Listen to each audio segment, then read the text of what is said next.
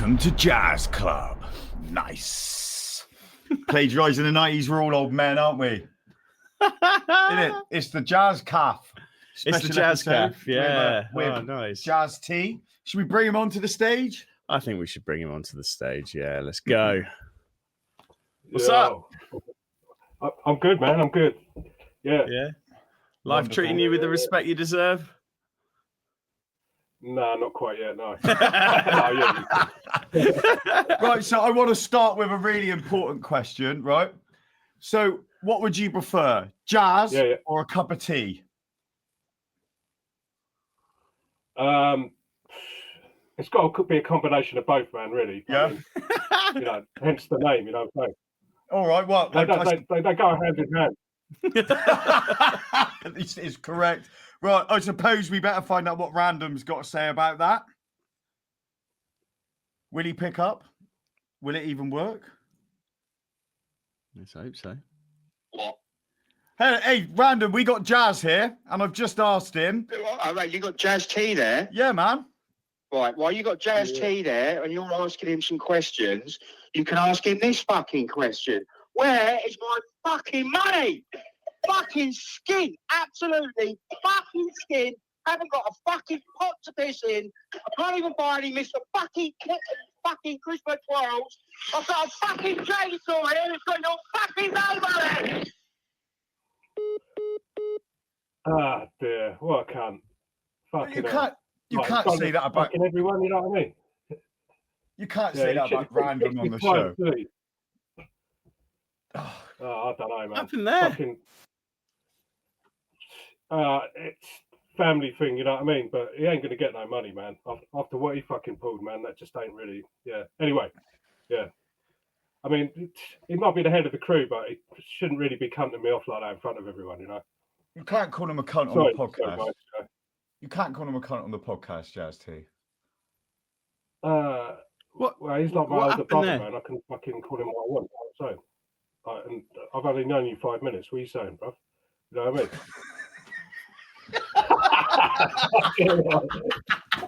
What the hell is going on?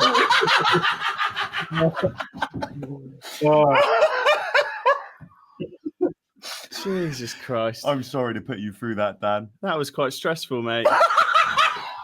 I don't need that shit in my life. I'm really my like fucking brother, man. So don't worry. For everyone watching, this is the last 15 minutes of life I'm going to have. Oh, very sorry. Bloody hell!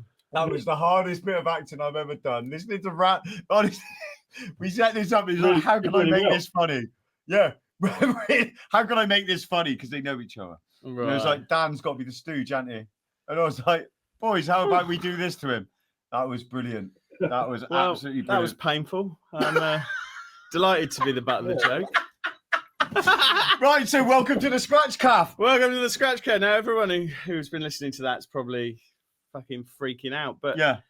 We are going to return to a conversation about turntablism. Thank fucking God for that. So, go on. You go. We have got the legend that is Jazz T. We've wanted to get Jazz T on the podcast for fucking ages. Oh, and we man. were like, I was kind of a little bit nervous dropping him a text when Random said, Jazz wouldn't mind fucking doing it. I was like, oh, you reckon? Okay, I'll drop my text. I was kind of nervous. You know what I mean? And we've been like trying to line this up for about 6 months, I think. And now we finally managed to get him. Finally here. To find out, you know.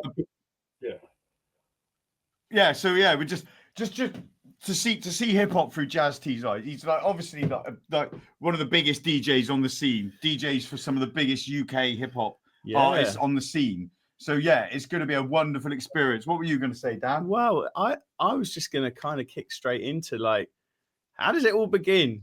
Well, because when we get someone on who's like from the beginning, right? I think it's just so important to capture some of that like early days kind of stories and then take it from there. Yeah, I mean, for me, it was it's basically a hip hop thing, really. I mean, the story is I'm from Watford originally. Not a lot of brown or black families there. Like was into BMXing, fighting a lot, you know what I mean? Just I had to be an Aggie kid, you know what I mean, in order to not be a big. So, yeah. Was into my BMXing and stuff, and then I heard like Rocket, you know, like Herbie Hancock Rocket, and I was just like, man, this is fucking doing something for me, man, you know what I mean? So spoke to you. Subconsciously, that was my first introduction to scratching, and then I also heard Planet Rock, and yeah, from then I sort of realised it was my sound. Didn't realise why it was my sound, and then just basically got into sort of pause button tape mixing, like recording stuff off the radio and stuff. I used to listen to this crazy pirate station called Laser 558, which is broadcast from a boat in the fucking North Sea. You know what I mean? And they used to play like bits and pieces of hip hop in their stuff. You know what I mean? So I used to record stuff off there. My dad gave me his tape deck, and I just used to put my little mixes together. But I didn't really know what I was doing. You know, I didn't really know what DJing was as such, because you never really saw it. And then I kind of moved to Birmingham. My parents split up, so I stayed with my dad, moved to Birmingham. There were a load of kids up there that were into their hip hop stuff, and I kind of got into the electro more up there. Dougie Fresh to Show and Curtis Blow, If I Ruled the World, and I really sort of realised this was my sound. So I used to get cassettes of all the electro albums of some of the guys at my school there, and then ended up moving to Guildford with my mum, and there were a lot of guys which had turntables in Guildford, you know what I mean? Even people that had no money had turntables, you know what I mean? It was like something about Guildford where music sort of lived. And I met, and through school I met this guy called Master AG, and he said, come around my place, I've got turntables there. And just kind of, he had a phonic mixer, and he had a old Pioneer deck which had a metal arm and this wicked short stylus on it, and he had I think it was a JVC stack system, and he'd set it up so they were kind of on the same level, and the phonic mixer didn't have any crossfader, so I just had a little bit of a scratch, and I sort of picked it up straight away, you know. And then basically we started doing a lot of house parties and stuff, and we were playing a lot of electro, a lot of early hip hop stuff, and then house sort of started coming in, you know what I mean? So we were rocking a lot of house parties in sort of late 80s, I would say. Now, the thing that really, the real turning point for me was, I mean, I kind of fell out with Master AG, because he was like, we're not good enough to play out and stuff. And I had other guys saying, you're a really good DJ, you need to play out. So I used to do house parties, and people were like, you're an amazing DJ or whatever. And I was like, really? And then I just pursued it because people said I was good at it. And then basically you sort of had the Public Enemy era and NWA and stuff, and it just, being a brown person, you know, like this was suddenly like something that, you know what I mean, we could just be proud and stand up and just like smash this music. And you know what I mean, that positive movement there just like brought a lot of us out of our shells, you know what I mean? And that made me really take the hip hop thing seriously, and made me really get into it, you know. Do you know what's really interesting about? Oh, sorry, I think there's a bit of a we've got a bit of a lag on the line. Sorry, Jazz, I didn't mean to cut you off there. No worries. You know what's really interesting about what you just said there? From my memory from the 80s, and when hip hop started coming over here, it was like white electro 80s music. Obviously, you still had the sort of hangover from disco and funk from the 70s, but there was like some sort of stop, wasn't there? And sort of soul and funk kind of went underground, and it was, especially in the UK, it was like, you know, Thompson Twins, it was like fucking I can't even remember all the other ones, but it was like really white, wasn't it? Then suddenly hip hop came over, and a few of the guys that I know from Bristol, they a few of the bigger heads, like from the trip hop sort of scene, they were from Knoll West, and Knoll West in Bristol is like a really white area, and I'm kind of like hearing their story in that as well, where suddenly hip hop comes over, and let's not break any bones. The UK was racist in the 80s and 90s. Still is pretty racist. Do you know what I mean? Yeah. But it was openly. Oh, it was very openly in the 90s. I mean, I remember bringing it up. I've never thought of hip hop music in that sort of angle. So it's like quite interesting and empowering to listen to. Like a kind of like a thing that it reminds me of is if you've got if you're kind of, you know, you're like in the middle of like an ocean of white folk, and it's a bit like alienating, and you've got to like you say, you know, you've got to get into scraps and stuff to not get pushed about and that, and then suddenly there's all these role models who are successful. That's going to change everyday life, right? Like, I mean, people see it differently.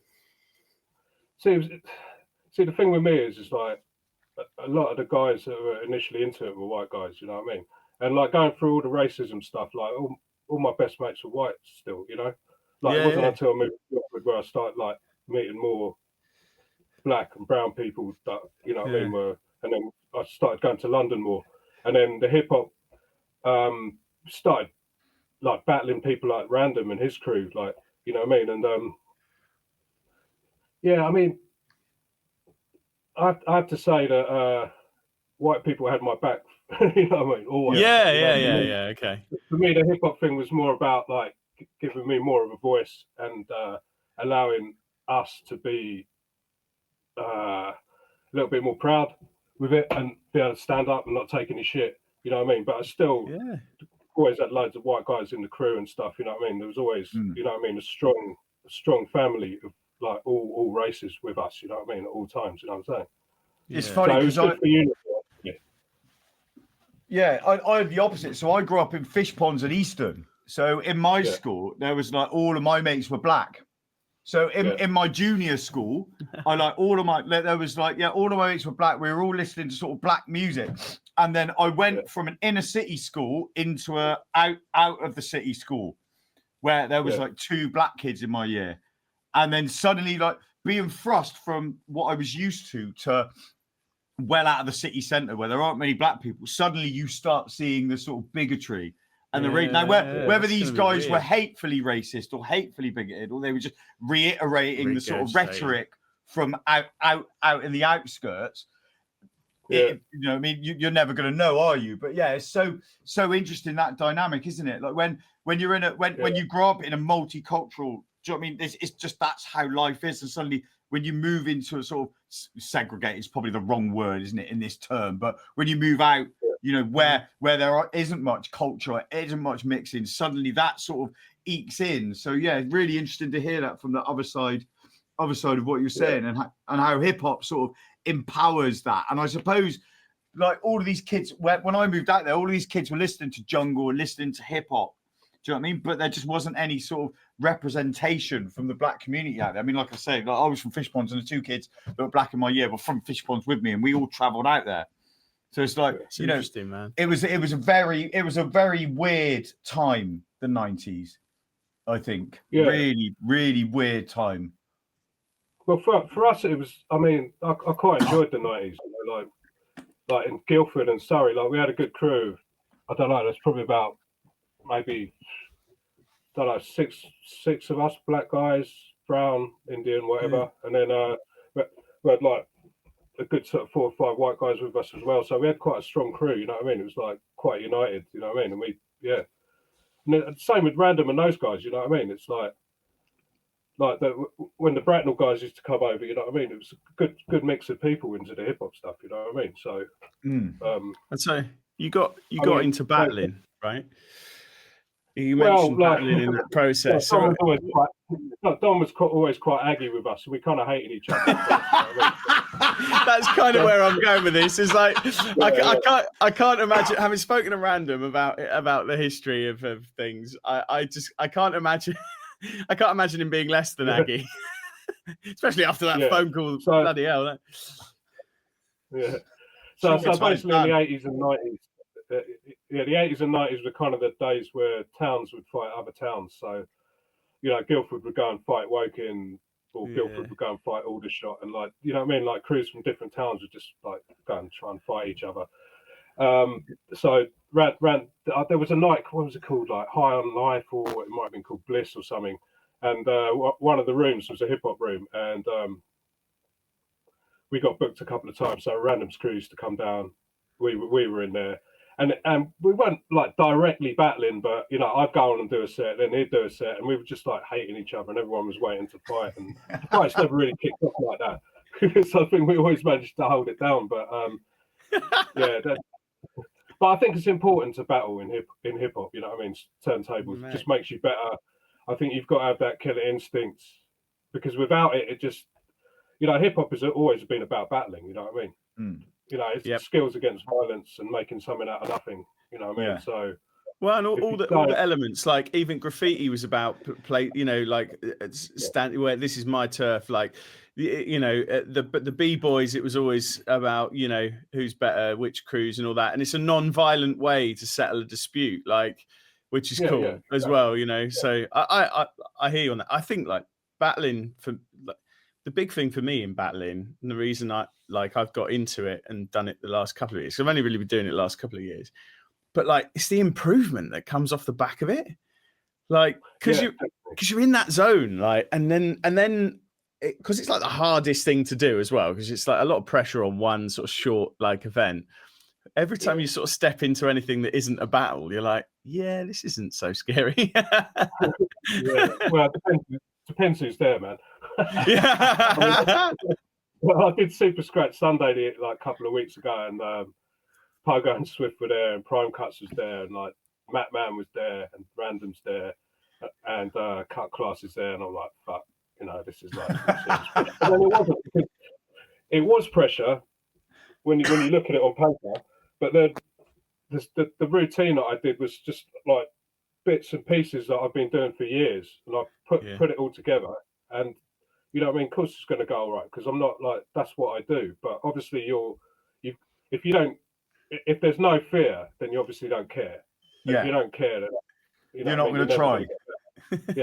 So what did battling look like back then? So obviously you're saying you're getting booked for these clubs and you're doing these battles, but my brain instantly goes, right, there's no 2-minute or 6-minute routines. It becomes more of a sound system battle. Do you know what I mean? Like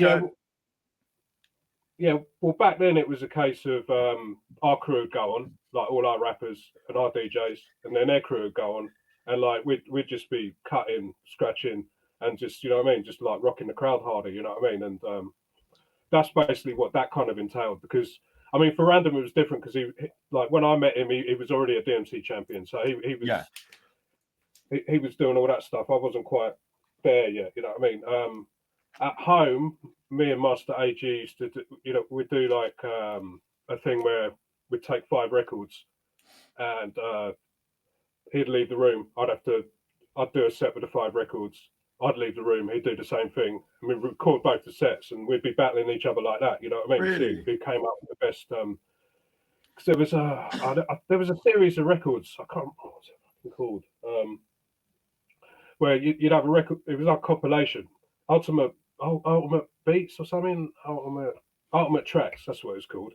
And one of the records would have a load of tracks on it, and the other record would have like a couple of DJs doing their version of, you know, cutting up those tracks that were on the compilation, you know what I mean? And I think there was one with Jazzy Jeff and WizKid, and there maybe one with Chad Jackson and stuff. So these Ultimate Tracks records kind of inspired us to do similar thing, you know what I mean?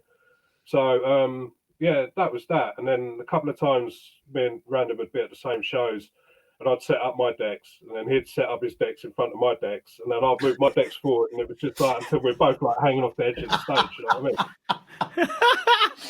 It's just some funny shit, man. But that was that, and then I guess got to 89, and everyone started doing pills, and then suddenly all the racism and like different classes of people, everyone started raving together, and it brought everyone together. You know what I mean? So those days, I'd be going out to the raves for fun, and then I'd just still be doing my hip hop shit with my crew, and like just working on getting our skills better. So we had a load of dope rappers with us, and the intention was to just make music and just be the dopest crew. And like Dom had already done that with a couple of guys from Bracknell. You know, they put records out and stuff, and I think the track was actually produced by Cutmaster Swift. I can't remember what the group was called, but so he was already doing that. My crew, we had a crew called Centre Punch Counterpoint, and we were working towards doing that stuff. You know what I mean? So that's what the focus was. And then we all, what happened? I think I moved to London for a while. I was living in Thornton Heath, and then going to Audio Engineering College at SAE, which is in Islington. So I'd do that. and then a lot of rich kids used to go to that college. So yeah, of course a they lot did, yeah.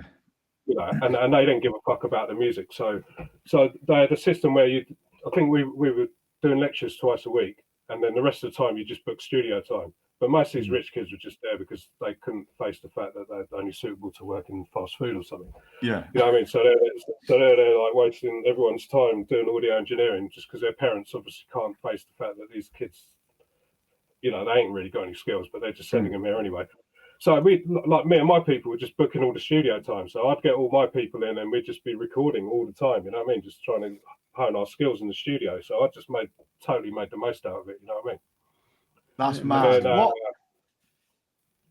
God, sorry. No, go ahead, man. I don't. Yeah, there's a real weird lag on the line. Sorry for people listening. Sorry, Jazz. It's like seems like I keep cutting you off, but honestly, I am waiting for the gaps in your speech. I do promise. Sorry. No, it's probably my shit Wi-Fi. So, what's really interesting about what you just said there is, when I was about that age, I was like, right, when I was about sort of 15, 16, it's like, what do you want to do with your life? I fucking did a bit of brick. Like I was like, what? Can I be a bricklayer? Can I be a drug dealer? Can I go and do audio engineering? Do you know what I mean? And it was like, those were the three things. It was like, I need money, I want to do music, and I fucking love drugs. So it's going to be one of those three things. And my mum and my stepdad, I was a fucking lunatic back. I'm still a lunatic, but I was worse then. They were like, there is no way you're going to Birmingham by yourself, an audio engineering degree. Do you know what I mean? You'd either get lost in Birmingham or you won't come back. And we'll never hear from you again. So audio engineering was out. And I went off and did bricklaying and dealt drugs, basically. It was just what else was there to do? But like, it took me back then to like when I was that age, and I fucking love music, but I didn't know what to do with it. I didn't know what could be had from it. It was just, I was just so focused on fucking, that's music. I want to do it. I don't know what it takes to do it, but I'm just going to do it. So what was in your brain? Like what made you go and do that audio engineering course? Because obviously, you know, were you thinking of career? Was it just shit, I need to be better than this to beat random at the next thing? Do you know what I mean? No, well, what that was all about was I'd just been doing loads of just normal jobs to support like the music thing, and what I've been doing, I worked for a car spares thing. I built generators for a bit, you know what I mean. I did labouring for about 2 days and just decided I was fucking no way I'm going to be cleaning up after tradesmen. You know what I mean? And then I worked in a model shop, like which used to sell radio controlled cars and BB guns and stuff. So that was a fucking fun job, you know what I mean? But so my crew would just be coming in there because we were one of the first Nintendo dealers, and there was a setup in there. So like, you know what I mean? All our rappers would come in there and be playing like Game Boy and like us. It was the original Nintendo, you know what I mean? So that was quite fun. But then I went part-time there, and because I realised that I could probably make the same amount of money just doing overtime now and again, and then I decided like I've got to take like a couple of days a week just to do the music stuff because our rappers were really good, man. You know what I mean? So I was just like, yeah, we've got to develop this and try and do something with this.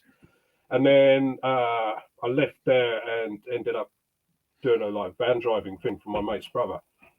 But all through this, I was just, my mum could see that I was taking the music seriously, so she suggested that, you know what I mean, I went into education, like to just solidify it, just to get myself a qualification in the thing.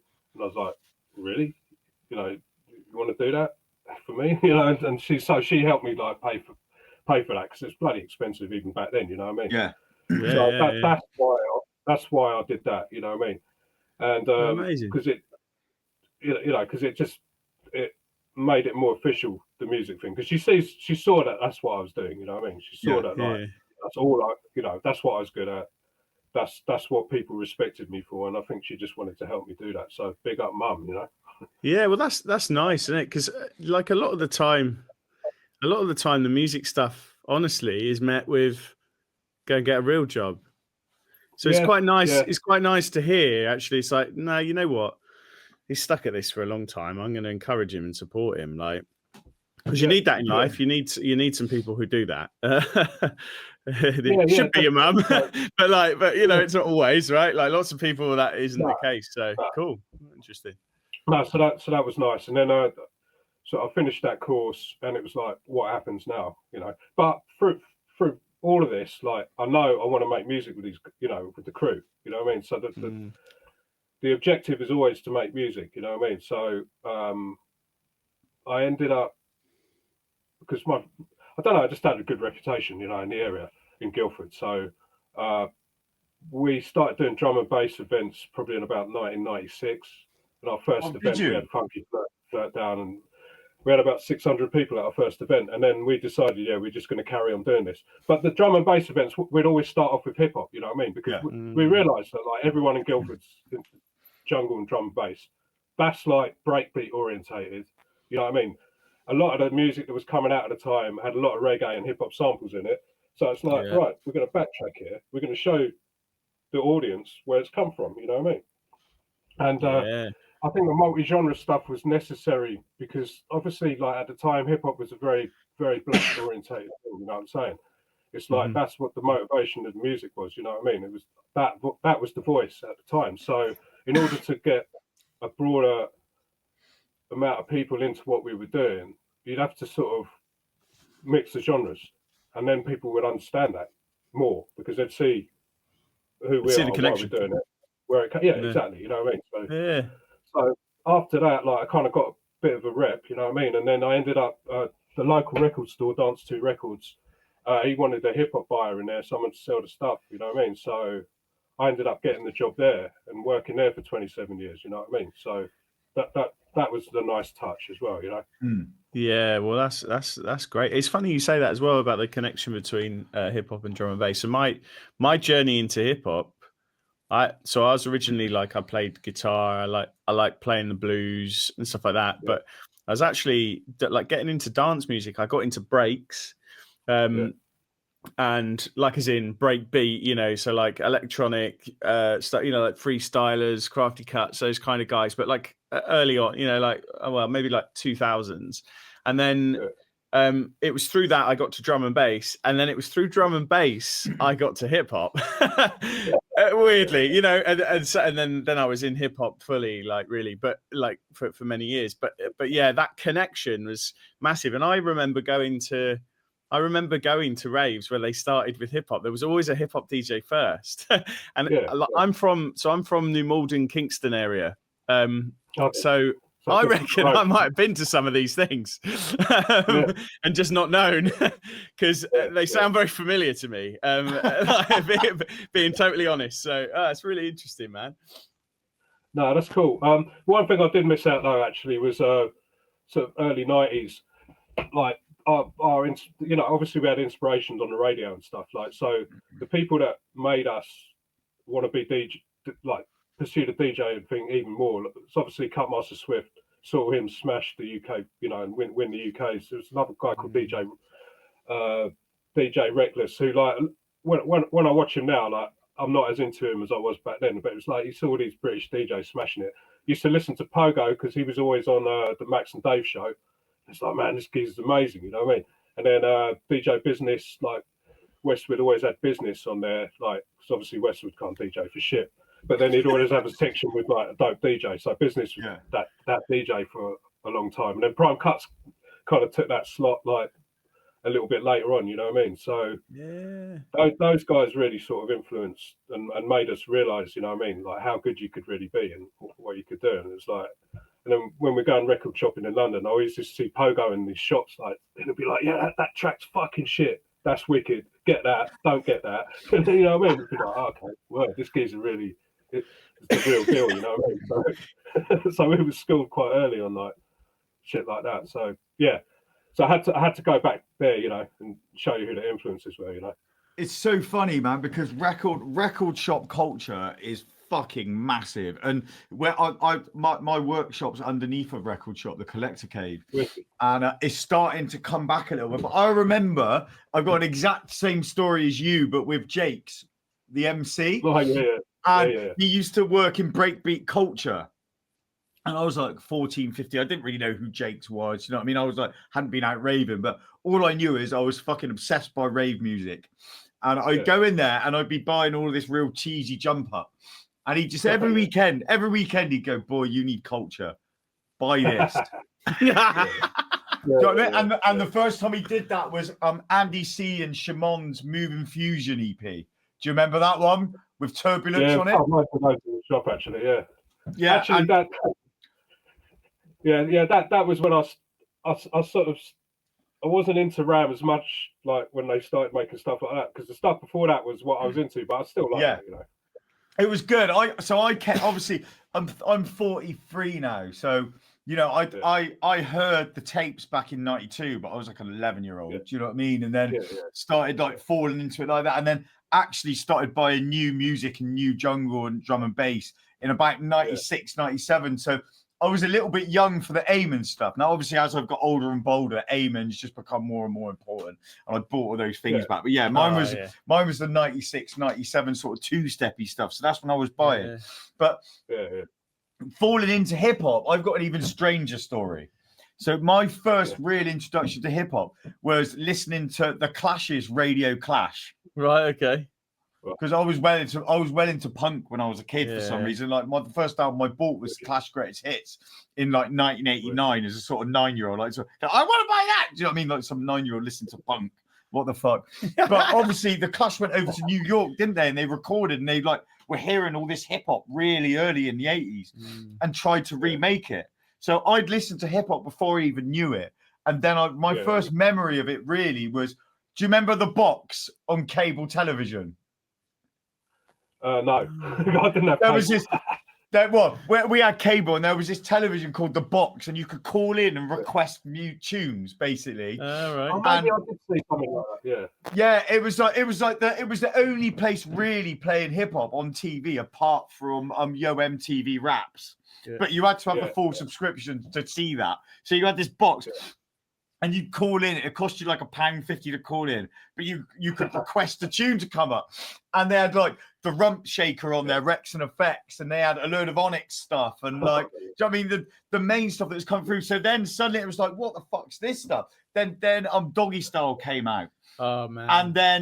And then you know, then it was like, oh, what on it? Oh, then I'd go into my local record shop and there'd be an Onyx tape with the black vagina finder on it. And it's like, buy it and you'd be like, if mum catches me with this, I'm fucked. Do you know what I mean? Yeah, man. And then obviously I heard DJ Sion rave and it was like, do you know what I mean? Like DJ Hype going, da, da, da, da, da, da. It's like, drum and bass. Man. Yeah, like that. It was those two guys that got me into it, and then suddenly just hip hop became irrelevant to me, apart from listening to it in hardcore techno, like the producer Def Champ Records. It was like 200 BPM, the hardcore techno, like dun dun dun dun dun. So you half time that, and guess where you are? You're hip hop, and all of those boys were like b-boys from the 80s. They're all like well ingrained in hip hop culture, and they were sampling all of these hip hop tunes. Do you know what I mean? Like you know, all of the. It's where hard. They're literally, there is no. I mean, obviously the Dutch were doing it without the hardcore, but the UK guys were like, right, no, hip hop needs to sit here. And there was like, you know, Jack the Ripper lyric, and like, I'm gonna knock you out, and they were just wanging it over. They would break down into hip hop. So then I totally missed hip hop, and then got put back into hip hop and scratching at hip hop levels through 200 BPM hardcore techno. So like. In every single element of my journey through music, hip hop's just been there. Do you know what I mean? It's just been there in the background, going, "Oh, it's me. I'm the first. I'm the first style." Do you know what I mean? It's such a crossover style, though, isn't it? I mean, because it's like largely samples based. That was. I think that was the thing that kept me in hip hop from a DJing perspective. Was like it kind of could have anything. It could have any sound. It could, and then some like effectively poetry over the top, and it's just like that. I mean, that's just like that was the most exciting thing at the time to me, because it was like, God, I could listen to something that's almost classical, right the way through to something bluesy, to something that's like grimy and dirty with like a, you know, that's kind of a subby sort of sound system sound to it, and it's like you don't get that in like. You know, if you listen to heavy metal, it's heavy metal, right? Well, no, but heavy metal, punk is punk. Heavy metal is it's so hip hop based heavy metal. Oh no, what I mean is like it's got a very specific sound. You don't have that range that you get out of like Yeah, that's what I love about hip hop. It's one of the things. It's just taught me about all musics. You know what I mean? Yeah. I mean, I was quite like I had a broad taste anyway, but you know what I mean. It's just like backtracking and finding out what sampled in what, and just because I was never really into prog rock like that or rock. You know what I mean? Well, I like Queen and stuff. You know, or maybe Dire Straits, basic stuff. But you know what I mean, and Hendrix obviously. But the hip hop. You know, I got well into prog rock stuff because there's like loads of dope samples and stuff. You know, loads of it. Yeah. And I recently got, like, obviously I've loved Kraftwerk since my dad first played it to me in the 80s. And obviously it was just the hits. And I was like, I need to start buying these Kraftwerk records. And then I got the album with Autobahn on it. I started buying back. Yeah. Do you know what I mean? I was like, what? That's electro. That's electro. Do you know what I mean? Yeah. It's like, it's just, no matter where you look. Do you know what I mean? You either find where hip hop's taken it from and started the basis from, or you find what's been influenced from. It's just like whenever somebody says, "Oh, I really love music," it's like, "Oh, what hip hop artist do you like?" So I don't like hip hop. It's like, me and you are different. So Jad, I've got a question for you. Like around, because hip hop was massive, right? And it meant a lot to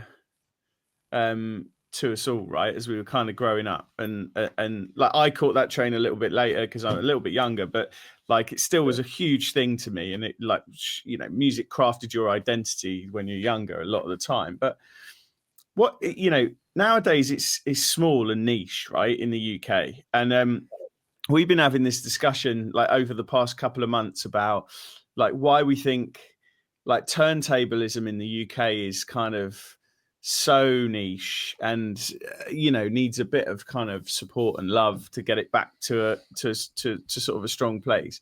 And one of the theories that we have about that is that it's because of the younger generation today's attention to hip hop, like, because a lot of what goes on in DMC is still very hip hop focused.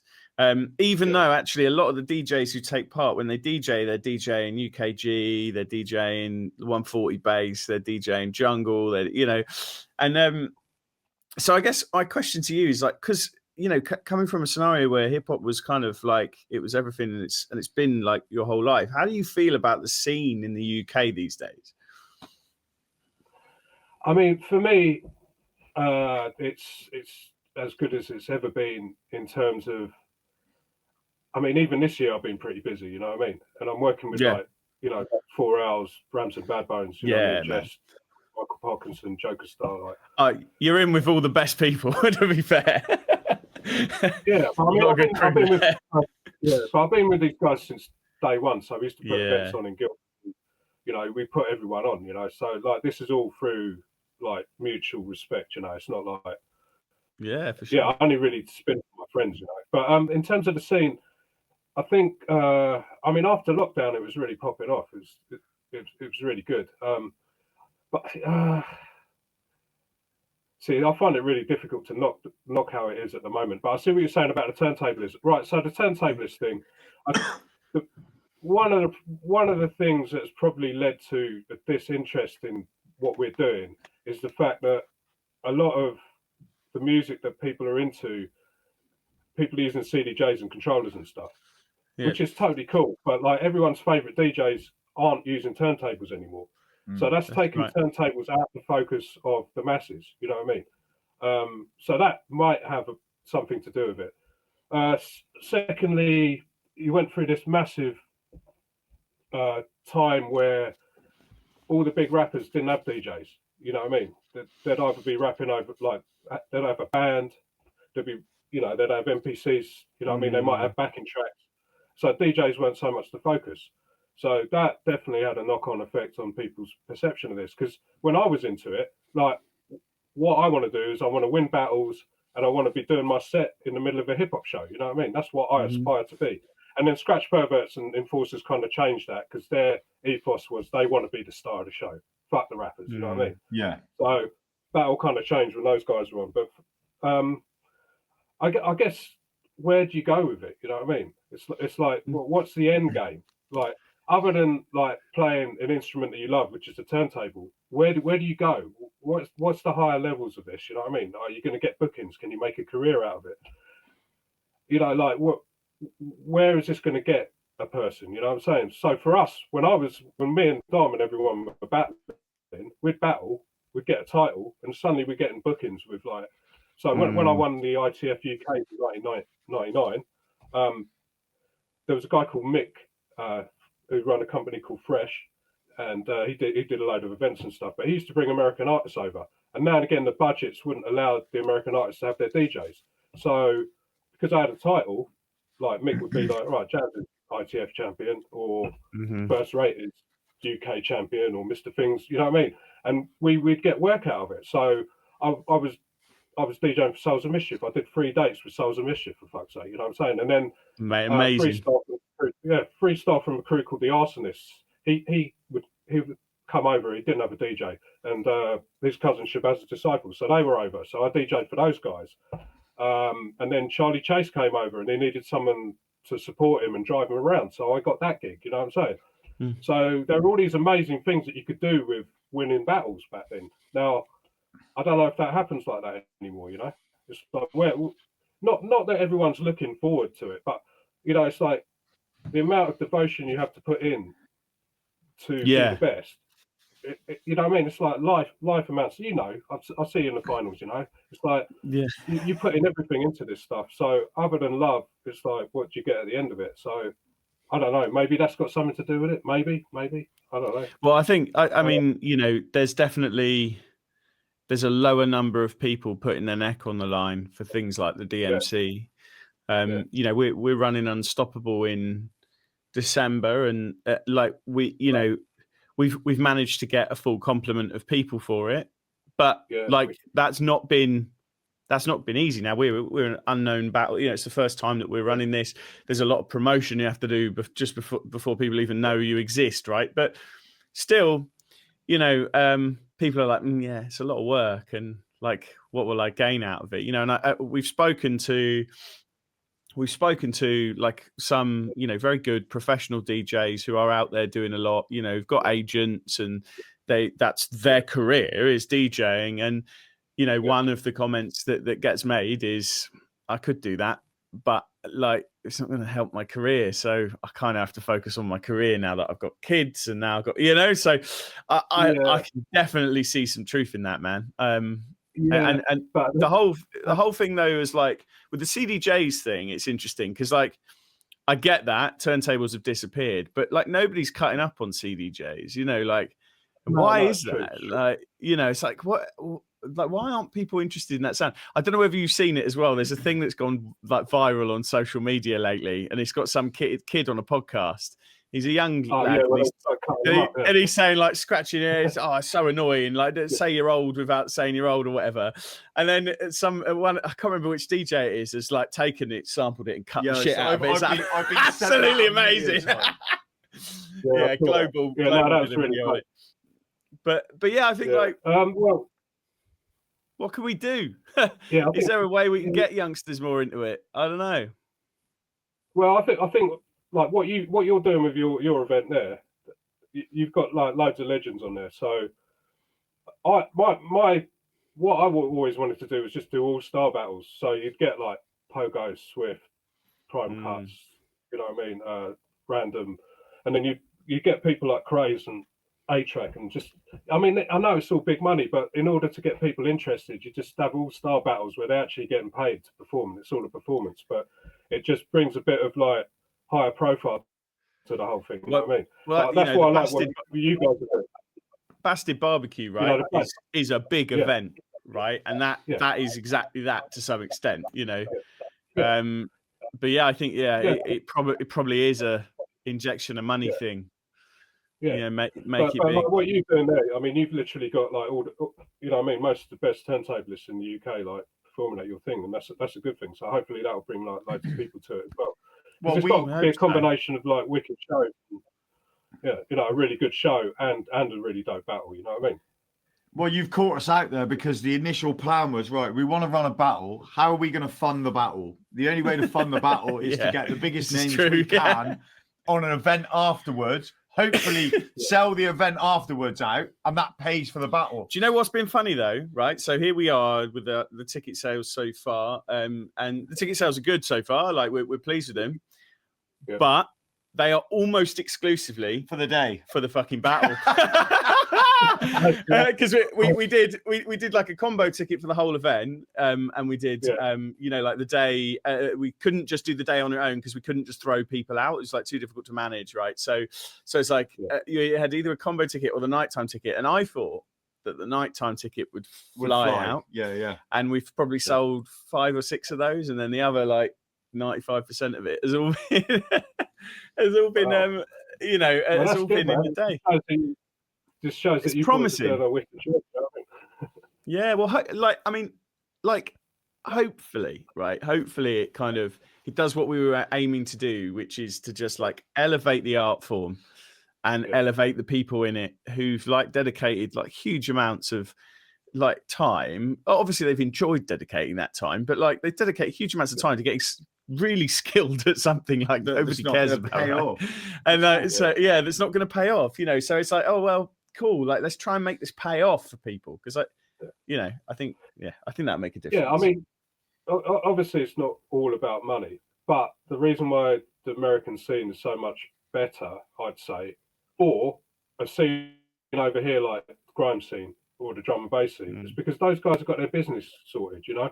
Like, so like my original crew after Centre Punch Counterpoint was Diversion Tactics, and me and Dr. Zygote, Chubby Alcoholic, and Squeaky the Rickster, and Chubby Alcoholic. Chubby Alcoholic. That's actually the best name I've ever heard. No, you got to check out our crew, Diversion Tactics. Some funny shit. You know, we made some dope shit. Like collaborations. Chubby was like well into his booze at the time. So but what we used to do is we used to put on hip hop events, and we'd have a headliner, and then we'd be supporting, or like me and my DJs would be supporting, and that way, like people, that's the only way to get people out. You know what I mean? Sometimes. I mean, obviously, you've got like the underlying people that will always support you in the area, but it's business at the end of the day, which I hate to look at it like that. But if we don't get our business right, everyone else is getting their business right. You know what I mean? Like Hype and all those boys have got their business right. You know what I mean? Like all the grime boys have got their business right. You know what I mean? All the garage boys have got their business right. If we don't do the same with our shit and just do the things that we need to do to get the people out, you know what I mean? Then it's not going to work. You know what I'm saying? So.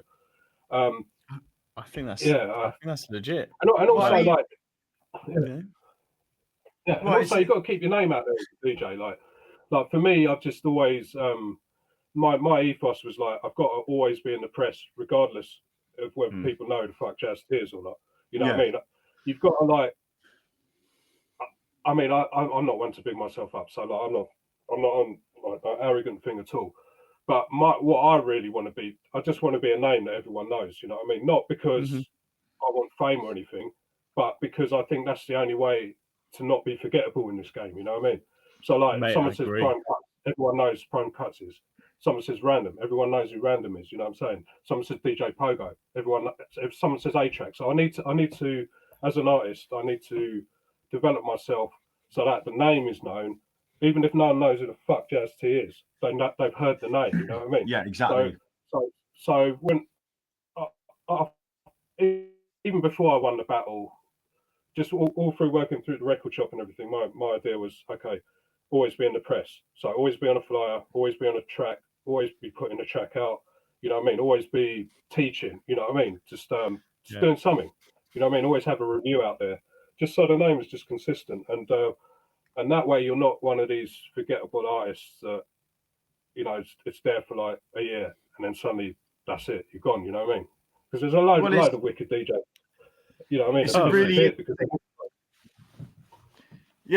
interesting concept, that, because it seems quite egotistical when you're pushing your name as an artist. Do you know what I mean? When you're like having to go, you have to get in that world of this is my brand name, this is me. Right, I've got to constantly be talking about me. I've got to constantly be pushing me. And I have to go, I'm really fucking good. Otherwise, the whole thing drops. And then you get this really weird dynamic where ego starts to kick in and you start believing it for a bit. Do you know what I mean? You start believing that you're that. And yeah, but for me, it was never like that. Really, it was never like that. So for me, there was no ego attached to the press thing. You know what I mean? It's other people writing about you, and you just making sure that happens. So for me, it's like it's through actions rather than through me telling someone to do it. So it'll be like you put out a dope record, the dope record gets a review. You know what I'm saying? But you're not telling them to review that. You know what I'm saying? It's like, so I'm still in the background with my mouth shut, but you're like, you know what I mean? You're just doing your best, working really hard, working with dope artists, just try pushing the scene, you know what I mean, from the back. And rather than going out there and just having a load of swagger and saying, I'm this, I'm that, you know what I mean? You're just there quietly planting seeds constantly, you know what I mean? Because and it kind of worked to an extent, you know what I mean? So like I'm always doing scratches for stuff, you know what I mean? Like there's always like, even today, like, so new Fliptrix thing just dropped, you know what I mean? I did the cuts on that.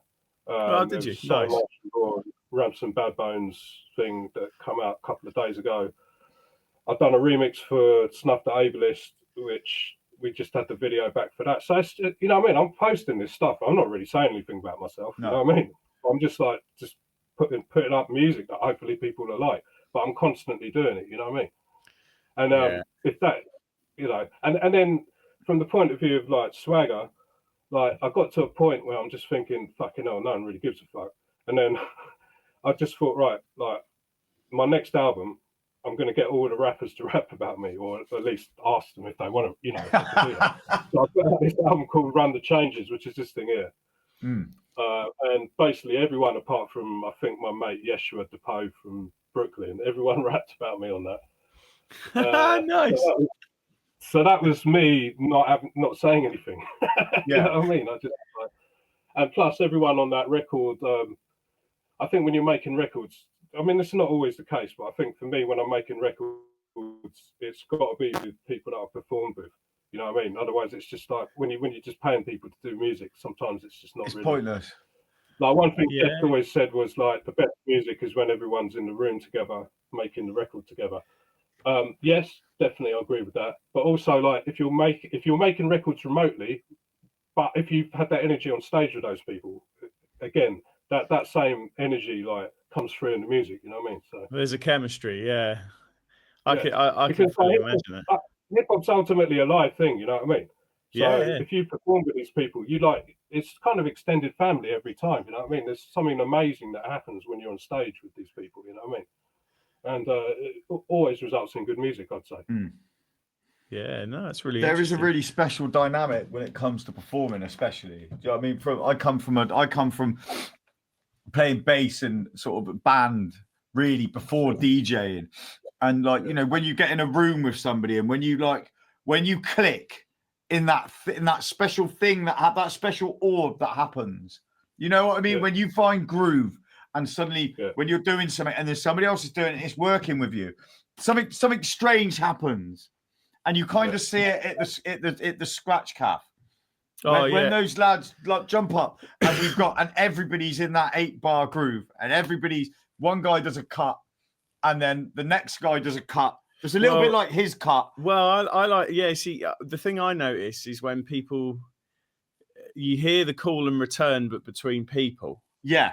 That's when I'm like, oh yeah, okay, the jam is rocking now because you've picked up that there's been this like sort of slow movement stuff, and so then you've gone in with some hard sort of more like shred stuff to sort of change the dynamic a bit, and then back to the slow bit to kind of complement off what they've done, and so on and so forth. And I think that chemistry, because it's language, isn't it? Like when you listen to music, it's like it's a conversation, right? I think it's Hans Zimmer who says that. Actually, weirdly enough, the orchestral dude for film scores. He's like, it's all just a conversation. It is, and I agree with that, right?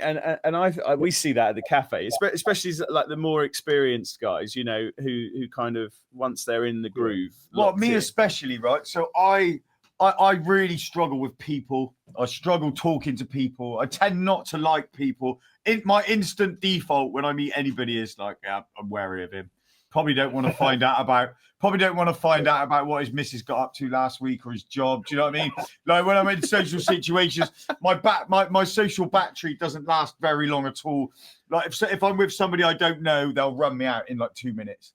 Like once I've heard about fucking what their dog did and shit, so I don't care about your dog. I'm sorry. Do you know what I mean? I got someone's got, and my battery's run out. But like, you know, if that same person that I don't know and I've never spoke to me stood next to me and they do a cut, and then I'm like, oh, that's really nice. I'm going to try and do something a little bit like that and cut a little bit like that. Suddenly that conversation to me like empowers me and it gives me energy, and that musical connection that you get when you're performing something, it lasts a fucking lifetime, man. I've got guys I haven't seen for like 20 years, but if I played on stage with them for 6 months, or I was in a rehearsal room with them for 4 months, or I sat in a recording studio making a tune with them, there's this link that happens. Do you know what I mean? And it lasts for life. And they can tell me about they can tell me about their dog, about what their missus got up to. It's like, whoop, gone, never remembering that. Do you know what I mean? Yeah. As soon as you perform together, it's like, boom. There's something special there. And there's something special there. And there are certain types of people that, do you know what I mean? That is the important thing. And there are guys at the Scratch Cafe now I see once a month. And I've probably seen them once a month for 2 years. But I consider them a friend because they did a scratch I really fucking liked, or they handed my ass to me. Do you know what I mean? And I was like, you fucking bastard. Do you know what I mean? It actually made me look stupid. They probably didn't make me look stupid, but in my head they did. But, you know, they kind of live there from that. Yeah. And that is the beauty of this music. And it leads me to these kids talking about scratching, right? You know, like, oh, I don't like scratching. Oh, it sounds shit. But I know for a fact, those little fuckers, they were in their room and they tried it.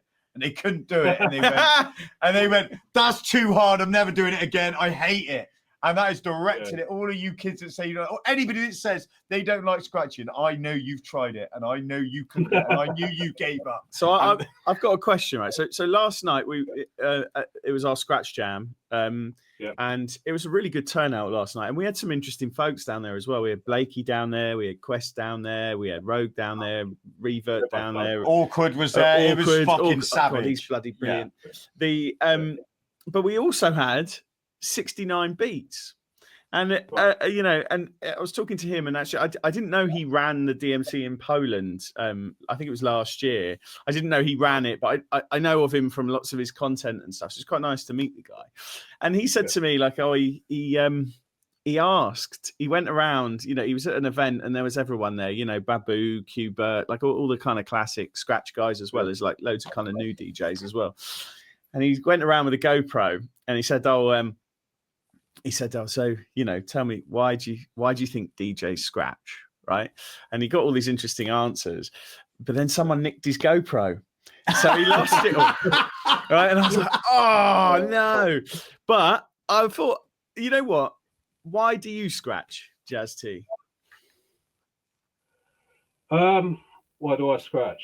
I mean, that's a damn good question. I mean, I think it's through listening to hip hop.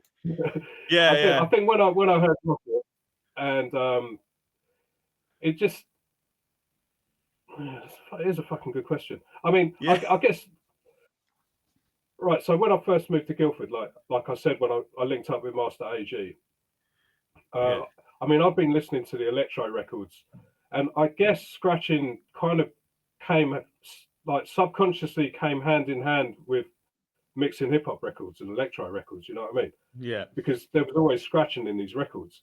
And Andy, Master AG, like, when I first went to his spot, like, he was scratching straight away. And I think I'd experimented, like, on my dad's turntable years ago, like, and just trying to mimic, like, Rocket. So I guess it all came from that.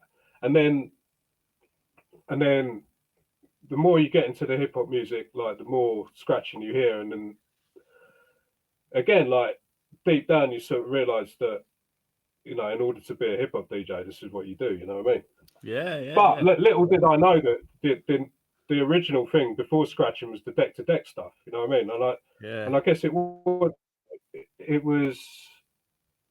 Jazzy Jeff and Cash Money are the people that sort of got me first got me into, you know what I mean, like deck to deck stuff, you know what I mean? So that I probably got into that maybe a year after I started scratching.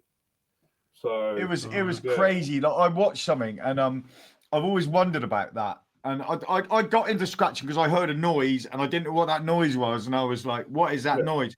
Got a deck and then made the noise, and I was like, "That's what that is." Do you know what I mean? You had no idea. But like the deck to deck stuff is even more mental. I was watching a documentary about hip hop, and obviously it's probably really widely known. But if you really think about this and about how turntablism came about, the guys in the 70s didn't have hip hop records.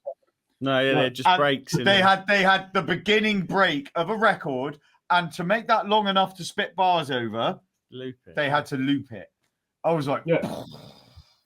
I was that like, blew my mind. That just like it's probably widely known knowledge, but unless you really think about that, unless you really think about what this is and how important this art is, if you're into any music, one of the most like revolutionary things to happen in the last 100 years, apart from, you know, synthesizers and drum machines, is the fact that these guys were there, right? Oh, we can't rap over these records because they've got singing on them.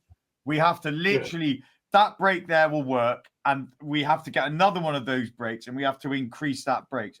You were literally, I mean, it's crazy shit. But I think it was more about the dance before the rappers. So do you think so? I think, no, I think it definitely was. So what it was, from my knowledge, was people like Cool Herc and Grandmaster Flowers is another person, but I know definitely Cool Herc. He was repeating the breaks because it just made the dance floor more hype. And then I think the rappers were like used to host, you know what I mean, reggae style, and then the rappers and the DJs would come up with routines.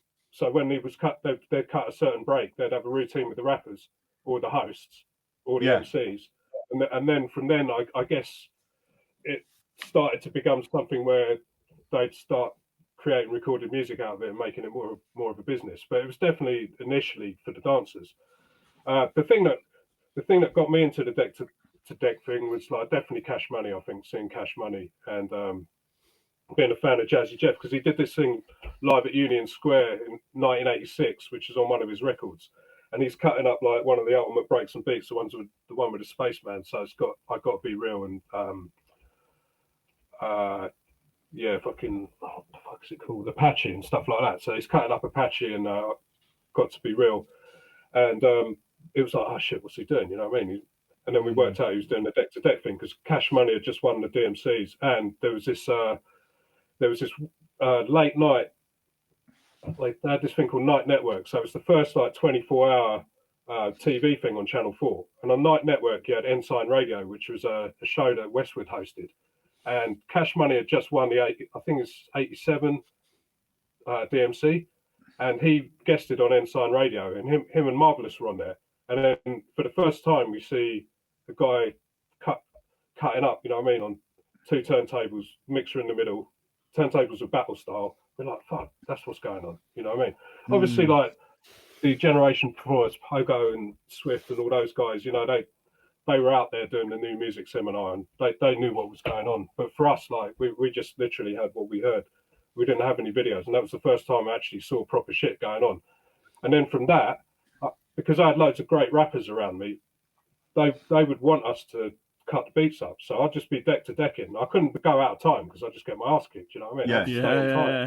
And that's what made me like more, you know, tight as a drummer with it. You know what I mean? Because I always had rappers like around my yard. You know what I mean? Yeah, you can't fuck it up there at all, man. You got to keep that beat, or at least recover it. So if we're taking it really far back, right? If we're going back a little bit, because we're about to start exploring this, I got a couple of mates who were there back in the day that were like influential in sort of trip hop, and how trip hop then turned into drum and bass, and trip hop coming from the UK, taking hip hop and making it their own. But then if we go back to obviously America, all of that was an amalgamation of Jamaican dancehall culture with a massive fucking rig and one turntable and just battling, doing sound clashes. And then you've got the disco 2-deck thing amalgamating. Do you know what I mean? And then the UK, especially Bristol. I mean, obviously London's got a heavier like dance hall sort of sound system scene, but Bristol had a pretty legit like sound system scene back in the 80s.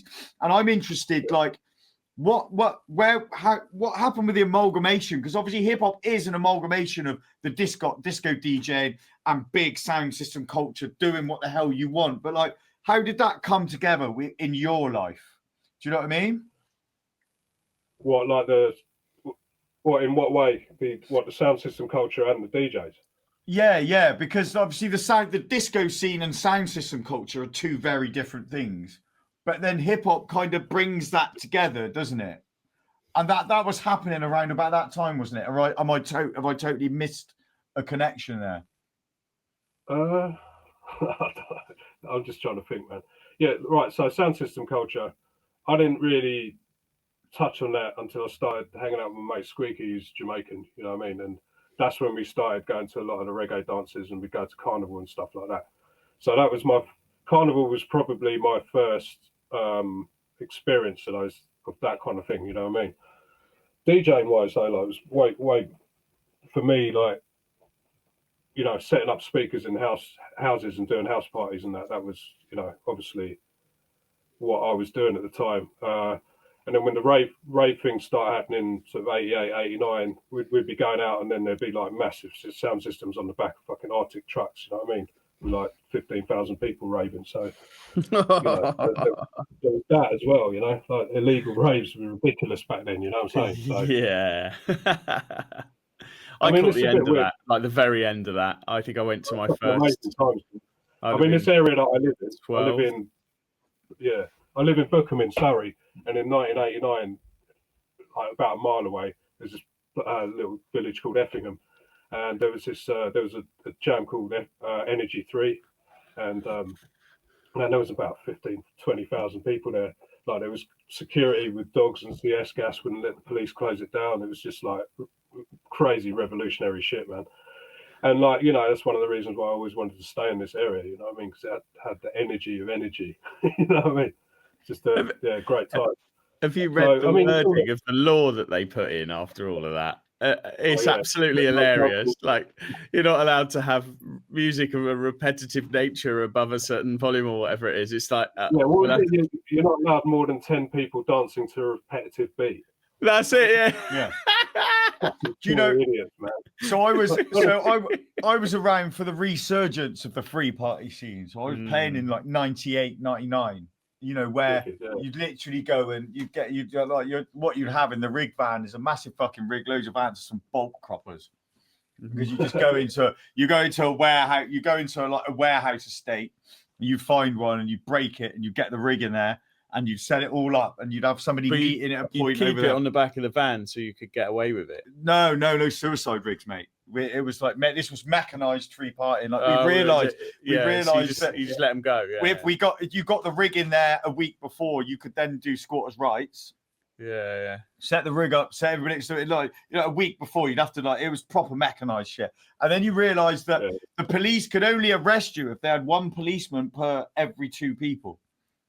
So if you got everybody meeting up in a car park, if you got 200-300 people meeting up in a car park ready for the rave, and you got them all there at the same time, and you made sure that the police were behind you, for them to do anything, they'd have to have one police person per 2 people. So they would need 150 police people to shut the rave down. And then once you did that, once you got all those people there, you got the squatters' rights, you got all the forms, right?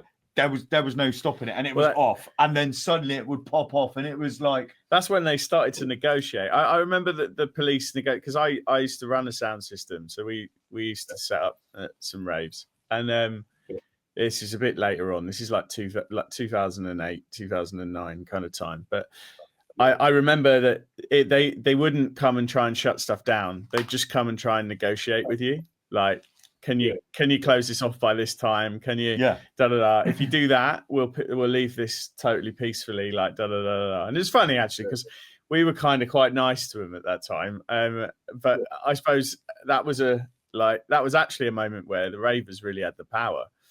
You know, Yeah. I don't think you do now. That didn't last long. I remember leaving a free party and they take mobile wood choppers with them, and I saw a rig pass through a mobile wood chipper. Yeah, Bristol. The Bristol guys got a bit savage. Like obviously there was the 2000 Millennium link up at Tally Bomb. There was like, you know, there were thousands and thousands of people. It was the turn of the century one. It's evil. Like I took a car down there and parked the car, and then didn't realise that I parked the car in the middle of somebody's dance floor. Got back and people had been dancing on the car and the roof was caved in. Like, I didn't have a license. Oh, shit. No, yeah. I think the Bristol London link up was fucking. It was about 100k. Right, Yeah. and there was scaffolding in between the rig, and the monitors were 5,000 watts back at you. It's a miracle anyone it could was fucking hear. it was a miracle the turntables worked. Yeah, well, that's how good the techniques are, isn't it? Well, yeah. Oh my god, man. That's. I mean, yeah. Are you on phase these days, or are you keeping it needly? Well, because of some of the shows I'm doing. I mean, I've got phase. Now, I see Richie Rufftown selling phase for like £250 one time. And I was like, shit, I've got some money in the bank. Let me get that. Yeah. So I got it. And I fucked with it. Because obviously, like with juggles and stuff, you've got to rethink where your hands are. So the muscle memory is different with phase because obviously you can't go right into the centre of the record, otherwise you move the thing off. Yeah. So I kind of practiced all my routines with it just so I knew that if I ever had to use it, I was straight. And I sort of tried to sort of troubleshoot what happens if this would fuck up, and you know, I just made sure I understood like how it worked with the computer and stuff. And then we were doing a 4-hour show in the Olympic Stadium in Athens, and it's like, right guys, you're going on now. And it was like, yeah, you're on in 10 minutes. I can see where this is going. So I plugged everything in. You know, we had like really beautiful looking techniques like Mark 5Gs. They look perfect. You know what I'm saying? Yeah. And I had my S11 with me, plugged everything in, and nothing worked. And I looked at the engineer and I said, man, someone's obviously wired these arms wrong. Because if you wire if someone resolders the fucking arms with the wires in the wrong places, it's not going to, had to be something like that. Anyway, I was like, look, man, none of this is working. But, and then I just get the phase out of the bag. And I was like, the show will go on because I fucking had the insight to buy this thing. You know what I mean? So I literally 2,000 people rocked phase for the first time, and it saved my ass. You know what I mean? Yeah. Because like in this day and age, you can't rely on the turntables all the time. No, but at the same time, I'm not. I don't enjoy using CDJs. I think I spent how long I've been DJing. I think I started DJing in probably 1986 or 1987. That's when I first met the guy in Guildford. So what? That's like over 30 years, maybe 40. Is it 4 years? I don't know. However long that is of DJing, for that to result in me having to use a couple of CDJs, it's just like sacrilege, bro. You know what I mean? Yeah. When I started, it was still all vinyl, and like back then you held a premium, right? Because to actually do a DJ gig, you had to have quite a lot of money's worth of vinyl. You know, so actually you kind of it's probably the best paid I've ever been doing gigs when I was like 14, 15. I don't think I've received a paycheck like that since. But the thing that was funny though was like back then, so it was just like about 3 years into me DJing, they started to introduce like rack mounts with little horrible little jog wheels on, and I just so that was like what CDJs were to me, and you know, it's like, you know, first impressions count, right? Like I still look at like a sort of Pioneer CDJ 2000 or whatever they're called, like 3 million or whatever, and I look at that and all I think is these tiny little horrible jog wheels on a rack mount, and I really struggled to connect with it. But I did, because like I run an online course for scratching, and I wanted to get more controller guys into it, you know, like, because I think because it's not really there's not much content out there that shows like controller guys cutting stuff up. It's usually done on a turntable, and if you haven't got that tech, you don't necessarily connect the two things. And actually, I think it's easier on CDJs. The hilarious thing Yeah. about it is it sort of makes more sense with a non-moving platter because like it's your hand moving. You don't have like a different amount of tension going forward versus tension coming back because you've not got the revolution of the turntable to worry about. So I sit there and go, I think it's actually easier.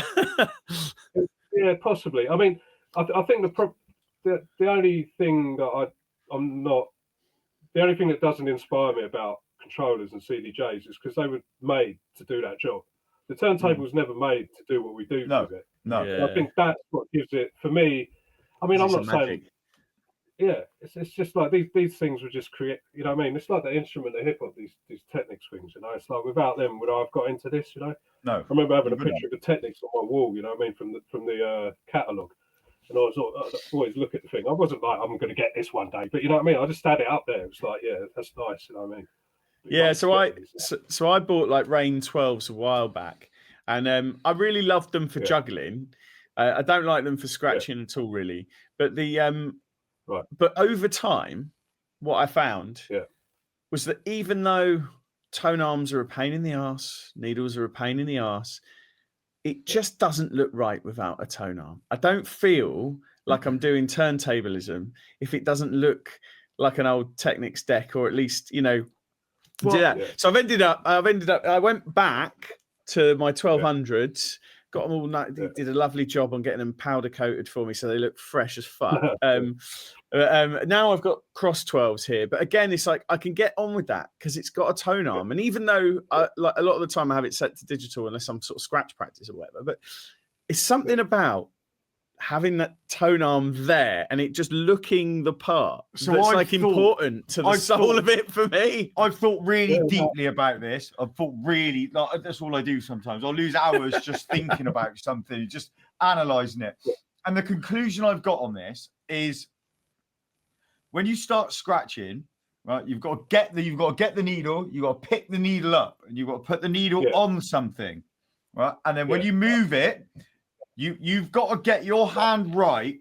So your hand and your force has to balance that needle so it doesn't jump. And you've got to put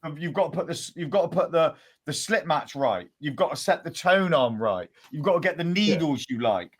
And slowly you're investing emotionally in this setup and this technique that you've built to allow that balance to happen. And I was listening to Joe Rogan talk about his archery. And these archers, they're like that, and they've got to get their breathing right, and they've got to get the balance right, and they've got to pull back, and they've got to stay still until it gets perfect, and then let go, and that's the perfect shot. And with the digital formats and with phase, it's an easy performance thing. But when you're at home, not performing in front of anybody and not doing anything else apart from improving your skills, that balance and that investment and that time and that movement and that, like, I've spent hours making sure that I can put the exact correct amount of force into that to get that sound and for that needle not to jump. That's such a massive emotional payoff to what you're doing. And you just do not get that with controllers, CDJs, because they like you say, Jazz, tools, they've been designed to do that flawlessly with the minimal amount of effort. But you get a set of 1200s and then you start being mental, like random, fucking juggling 45s live. It's like, Jesus Christ. Do you know what I mean? The amount of skill that he's put in and the balance and making sure that those are exactly right. It's just, you just can't. Do you know what I mean? It's not about what you're doing. It's about the effort. And it's about the skill. And it's about the journey you've been through as you and that fucking turntable have been through. Do you know what I mean? That just Right. So, So this is exactly it. So basically when, I guess when I was telling you about Master AG's setup, he had an old Pioneer turntable. And there's a belt drive thing, but it had this little yellow shore. And we were scratching with that, and the shit just didn't skip, you know what I mean? And then I managed to blag like a loan to get our first set of turntable 1210s, which we bought together. And the guy talked us into these Stanton 680 carts, which are supposed to really fucking sound. They're really good unless you're scratching with them. Yeah, exactly. So here we are with these 680s on these Technics that we've just like, you know what I mean? taken over our lives having to pay this loan back. And the shit's just skipping. I'm thinking, well, hold on a minute. How come that's not as good as what we had? And then, so I rolled with the 680s for a while. And then me and Master AG sort of fell out. I ended up with one turntable. Then I managed to get another turntable. I was like, I'm going to give up DJ. And then about a couple of weeks later, I was like, no, I need another turntable. So I got another turntable. And then I talked this guy into swapping the 680s for 500 ALs. And they were slightly better. But they are slightly better. Yeah, but they were slightly better. So you could, if you were gentle with the thing, then it wouldn't skip as much. And then obviously, like what I was saying about having the wrappers and that, I was in a situation where I had to make sure the shit didn't ever skip. And if it did skip, I was just... You know exactly where you are. It was a reliable skip. Like you get used to it, don't you, when you're juggling? Like if that one skips, it's like, you know, it's gone forward. If that one skips, you know, it's gone backwards. You can just go, whoop, there we go. We're back in there. Yeah. But so I was using those, and then we worked out what slip mats. I ended up using some old Soul slip mats because Soul used to have a shop in Camden, and they had some funky dread ones in there, and they were pretty good. So I was using those for years. But then, you know, so that was the tone arm situation, and then worked out that if you took the tone arm off, you know the numbers normally face the head shell. If you take the tone arm weight off and reverse it, that worked out with the 500s. You know what I mean? And also having the little weights on there helped, and all this scientific shit. So that's where we were with that. But then we had the problem with the mixers because the crossfader cutting was never that good. So I think the best fader at the time was the Jazzy Jeff Gemini, which Random's got. I had a couple of those, and that's what Cash Money and Jazzy Jeff used to use. And I think that became the DMC mixer at the time. So the cutting was good enough to do transforming. But then once you broke the fader, you'd have to get a new mixer. So I bought two of those. Then I think I've got and then I had to get rid of that. The Best Stacks brought this mixer out. So I've got PMC 01, which the cutting was shit. And then I got rid of that and got DMC PMX2, which is the DMC mixer at the time, which again, it was great, had good channel faders and stuff. But then everyone was getting into cutting with the channel faders, but because there were no gains, with certain records, you just have to have the fader down. It was just a fucking nightmare to get the level right when you were cutting with that. So then from then, ended up with a Vestax i5 Pro. But we were still using 500s. And then, because of videos and stuff, we saw that these Americans were using the Shores, you know what I mean? And then the knowledge sort of came about the Shores. So I got some, was it SC35Cs? And they were better than 500s, but they were still shit. And then I see people using the M447s. Cool, so I got some M447s, and then instantly nothing was skipping. Yeah. And by that time, I'd learned how to put all the markers and stuff.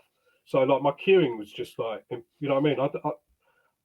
My skills were all right, but my queuing was like, you know what I mean? I could just queue stuff.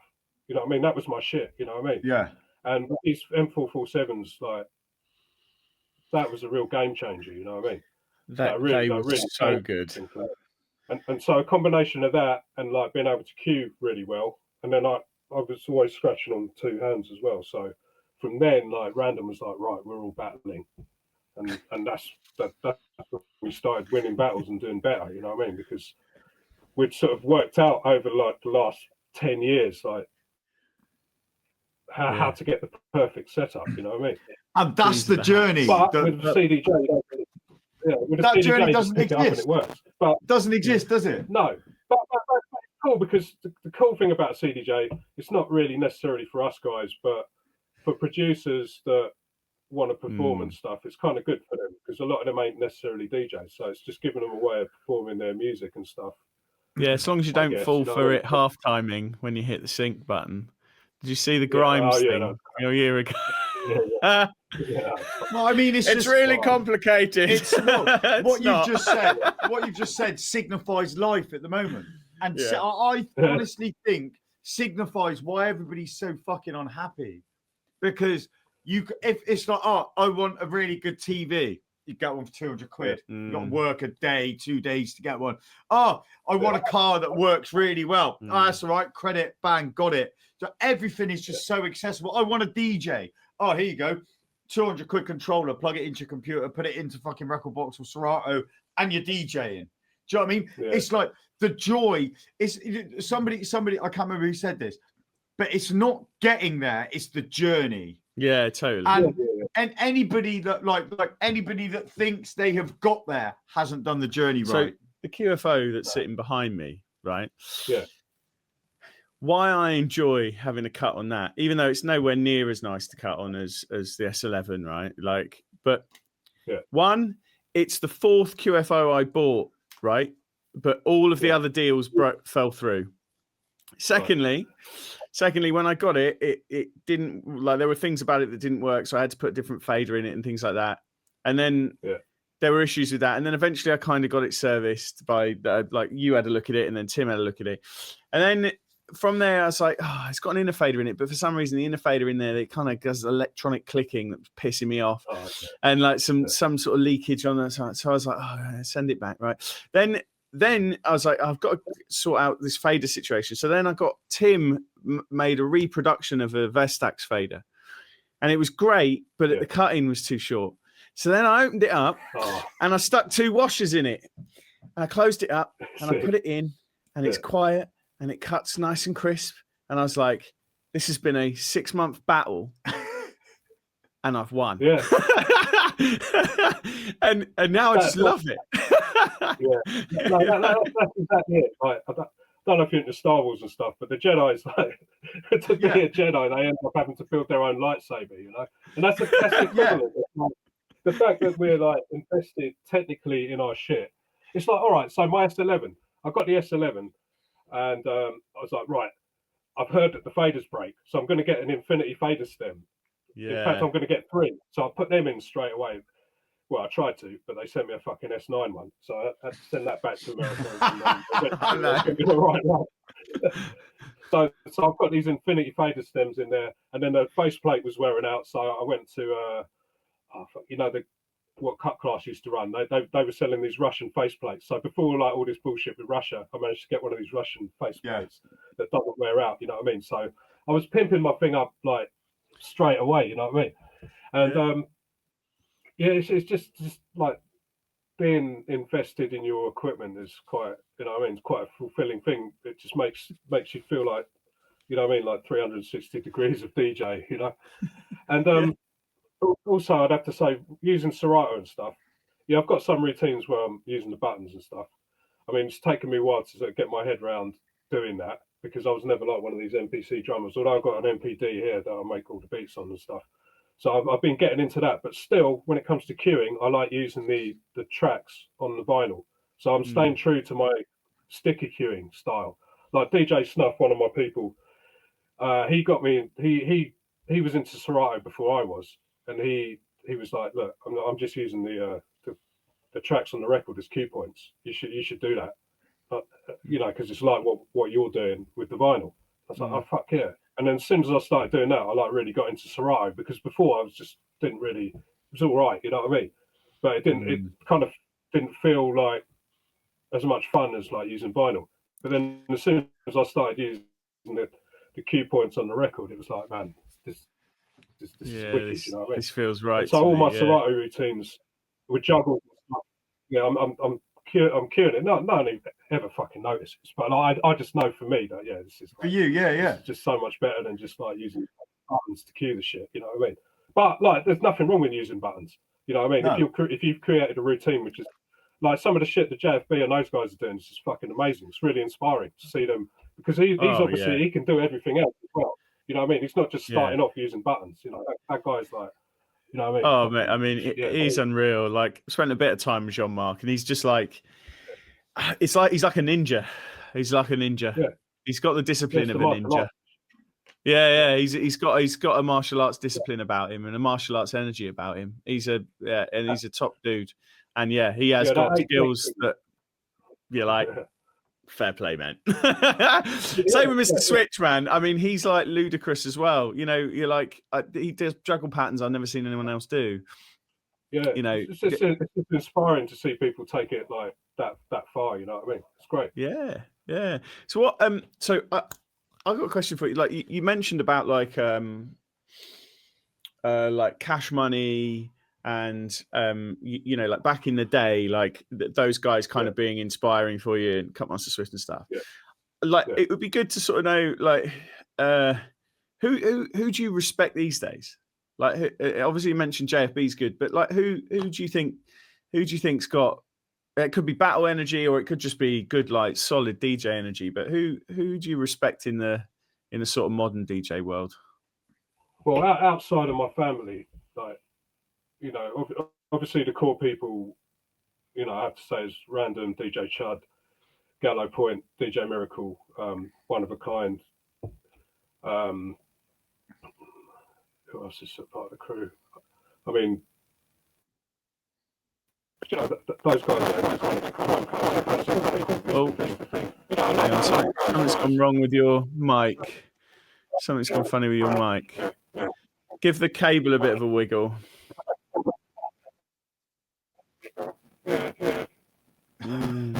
That's gone very strange. Yeah, it's a really weird interference. Oh.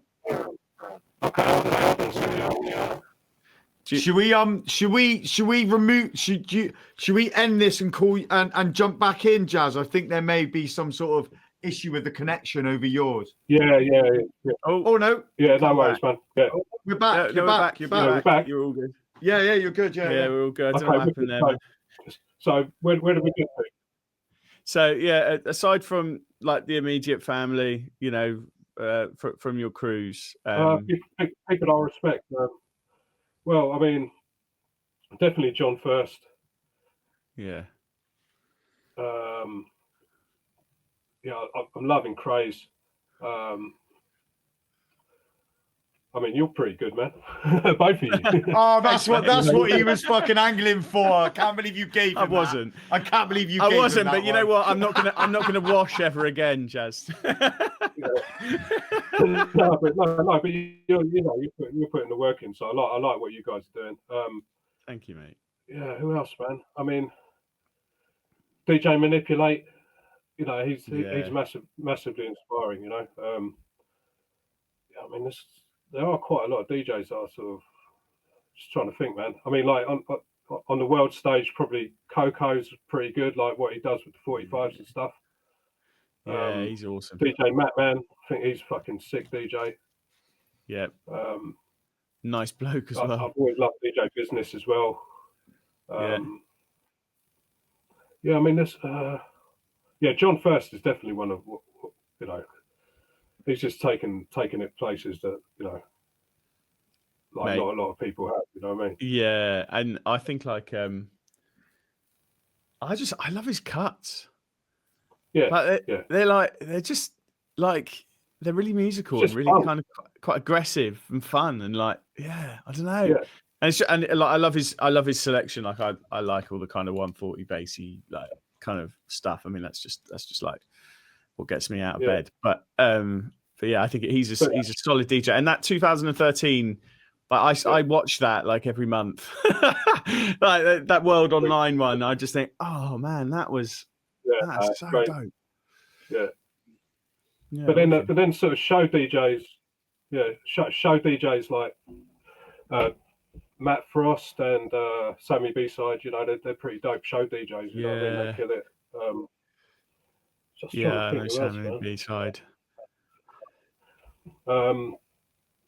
DJ Scratch, I quite like his stuff, you know what I mean? Yeah, you know, he's just a sick producer. Kid Capri, you know, like there's lots of old boys still. I mean, Premier's still smashing it, you know what I mean? Yeah, I mean he's like the master of rhythmic scratching. Know a handful of things to like a level of mastery nobody else has.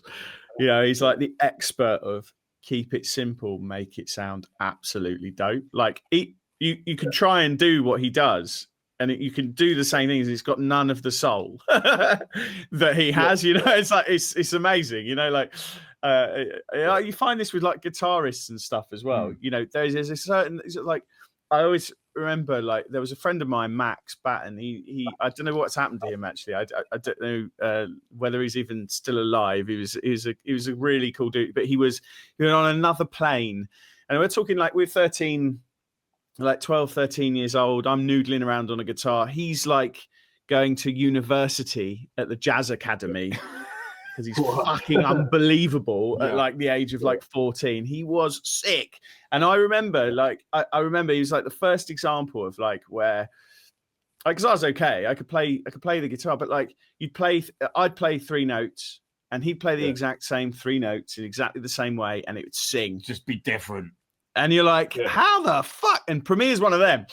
It's like, you know, you got stabs and you got some babies and you got some blah, blah, blah, blah, blah. But there's some juice in there that I just don't think anybody else can do, you know? And you're like, cool. You know, there's a funk.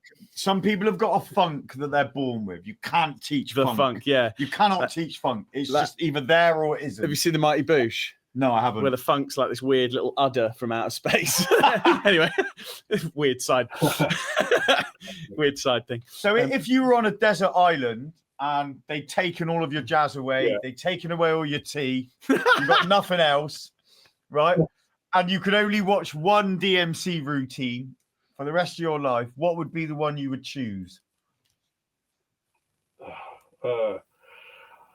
I don't even think it's a DMC routine. There's like no, actually, no, there is a DMC routine. So there's a routine that the Enforcers did where they were battling the Scratch Perverts in the 2003 UK finals, and that is probably the best routine I've ever seen. There is a video of it somewhere, and it's fucking incredible. It's the best battle routine I've ever seen. You know what I mean? So that would be It's fucking amazing, man. That absolutely like roasted. Well, I mean, like Scratch Perverts are amazing, but on that occasion, I definitely think the Enforcers, like, because they pulled out loads of real personal shit, like, you know what I mean? Yeah, you got to see it. You got to see it. That's a good point, right? So, doing the DMCs this year, right? Like, you know, there's a lot to a routine.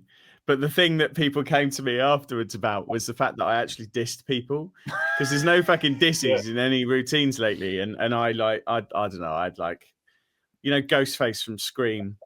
I had an AI of his voice, and then I just changed the end of Thriller to take the piss out of people, basically. And I think sorry, Tommy, but I ended on Tommy Peanuts sounds like Tommy Penis. And like, but like the diss thing, right? It's like people fucking love it.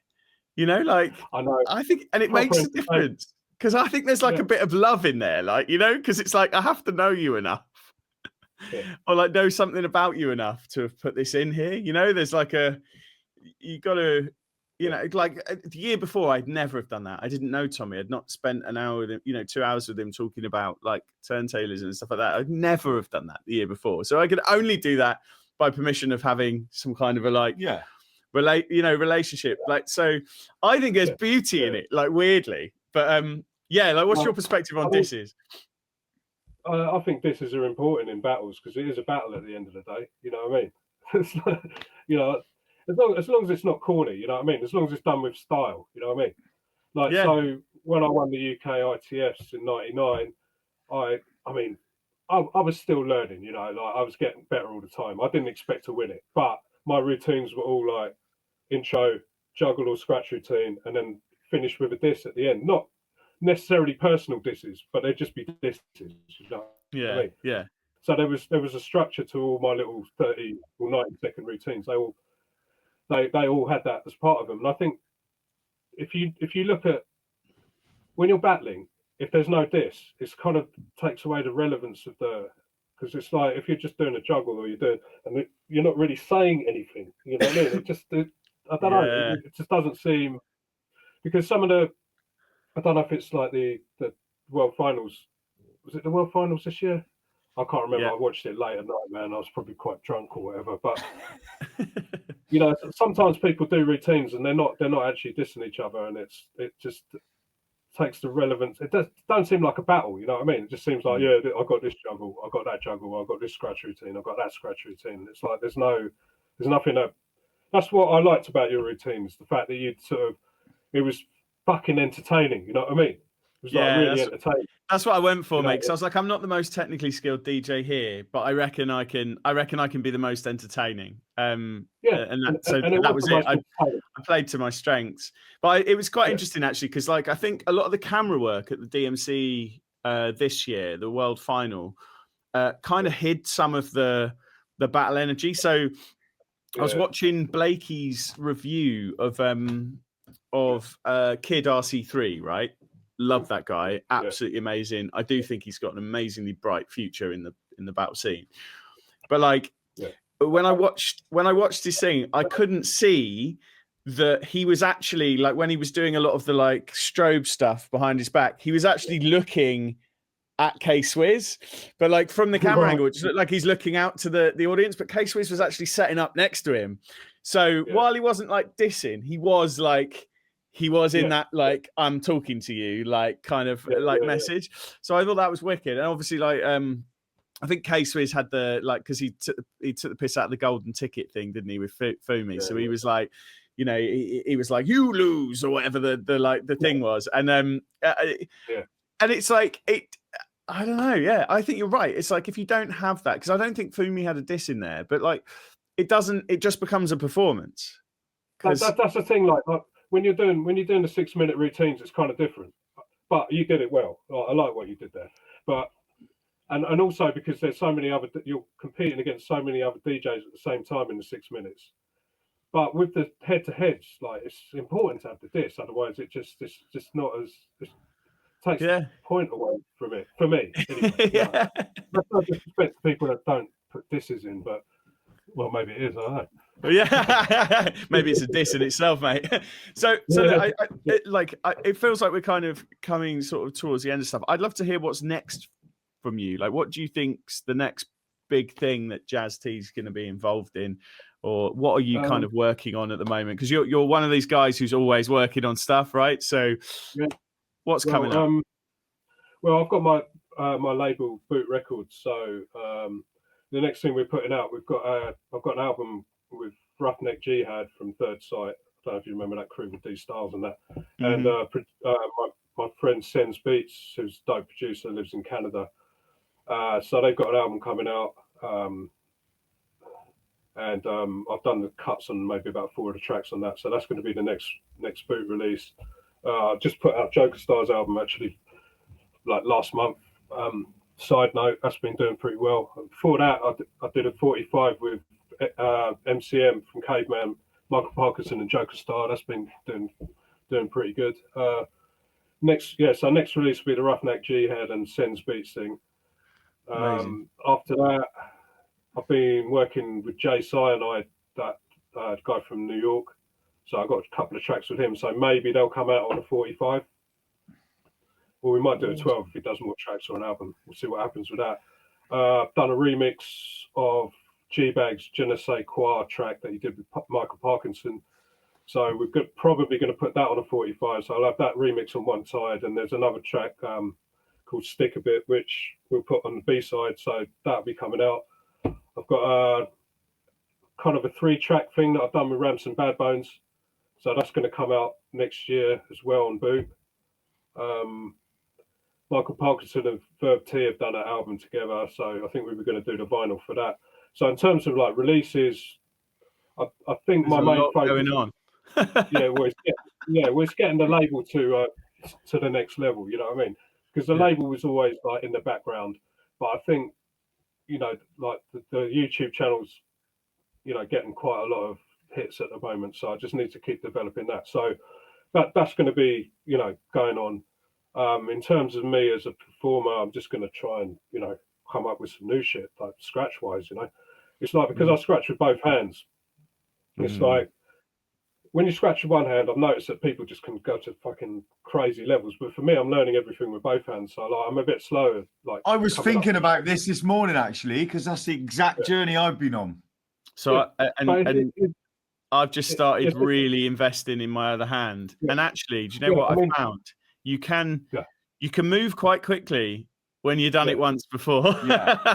But it is it's such a big fucking thing, man. Like if you can scratch on both hands. Yeah, it's amazing. But like I say, there's things that like the best can do that I can't do. So I'm trying to like learn all the time. And I'm like 54, man. So it's like learning can be a little bit learning new stuff because you're stuck in your ways a lot, Yeah, but that's the thing, isn't it? Like it's the journey thing, isn't it? You're still on the journey. The moment the journey stops, yeah, isn't it? Oh no, I always be on the journey, man. I mean, I want to be doing this when I'm like 80, Yeah. So yeah, just get better as a DJ. Come like learn new juggle techniques. Just come up with better stuff, like yeah. I mean, we got a radio show that we do every 2 weeks on KaneFM in Surrey. So me and my man Miracle, we just continue to do that. You know what I mean? There's going to be a new 4 Hours album coming out next year, so we should, it should be some nice tours going on with that.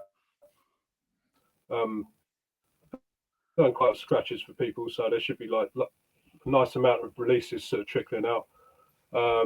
Hopefully do some more stuff with Blade and 521, because he's got a load of unreleased material which is just people need to hear, so hopefully put some of those records out soon as well. It's about cash flow really with the label, because like it'd be nice to have two vinyl releases in the pipeline every time, but because of cash flow it's like one, But I mean, and it's harder and harder to solve that these days because if you're doing it on like the streaming stuff and any of that, I mean, it's Bandcamp and vinyl largely, isn't it? But do you do? Well, no, my stuff gets distributed by this distributor called Kudos, and so I'm on all the streaming and everything. But we got to be careful what we sample, though. You know what I mean? Yeah. Sample can't be too baked because like AI tends to sort of pick everything up. Yeah. So a lot of people that I know have been taking stuff down, either through principle because of all this, like, I don't know, people are saying like Spotify putting profits into fucking bomb making equipment and shit, you know what I mean? They are, mate. Yeah. It's fucked up, dude. So a lot of people are coming off there because of that kind of shit. I mean, maybe we should come off there. I don't know. We'll see. Like, I mean, it's up to the distributor, really. But yeah, so they distribute all our stuff digitally. I mean, obviously, I've got the YouTube channel and we do vinyl. Kudos distributes our vinyl as well. That gets it into stores all over the world, which is nice.